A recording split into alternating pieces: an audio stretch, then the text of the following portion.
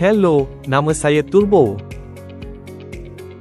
Pada suatu hari, saya berjalan-jalan di depan kawasan rumah. Tiba-tiba, saya terdengar bunyi mesin gergasi. Alamak, lari. Ada pemotong rumput datang. Yay! Akhirnya saya terlepas dan selamat. Ada lagi. Jadi, itu sahaja dari saya. Lari. Nama saya Jamal.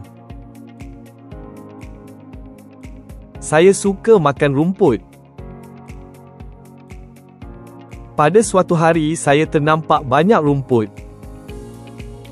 Lalu, saya makan rumput itu dengan lahap. Ini hamster saya.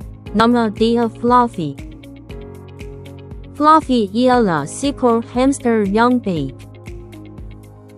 Suatu hari, Fluffy bermain di ruang tamu. Tiba-tiba, cawan yang berada di atas meja jatuh.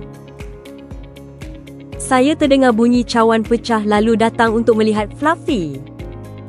Saya telah merawat Fluffy.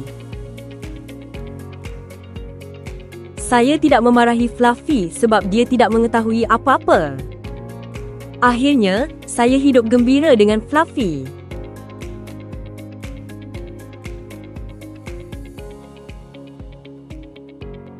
Ini kucing saya Kiko. Kiko suka bermain bolanya. Makanan kegemaran Kiko ialah ikan.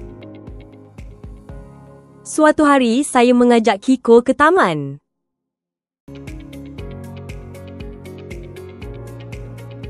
Akhirnya, kami pulang dengan selamat. Saya membela 3 ekor ikan dan obor-obor di akuarium ini. Nama saya Cici, saya suka main. Nama saya Hazeman, saya merupakan seekor ikan yang susah dijumpai.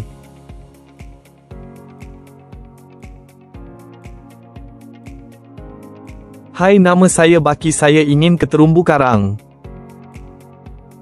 Hai, nama saya Caca dan nama anak saya pula Cici. Anak saya suka bermain di tepi kolam. Hai, nama saya Mimi, saya kucing oren, saya suka makan ikan.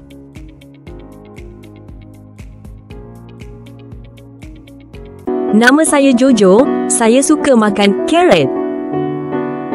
Satu hari, saya berjalan-jalan di taman. Saya terjumpa sebatang carrot. Wah, sedapnya carrot ini.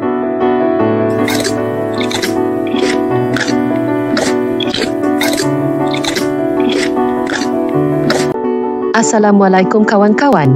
Hari ini saya akan bercerita tentang haiwan peliharaan saya. Mari dengarkan. Saya memiliki seekor kucing yang sangat comel. Namanya Mimi. Bulunya berwarna coklat dan matanya pula berwarna biru. Satu hari Mimi berjalan-jalan sekitar halaman rumah.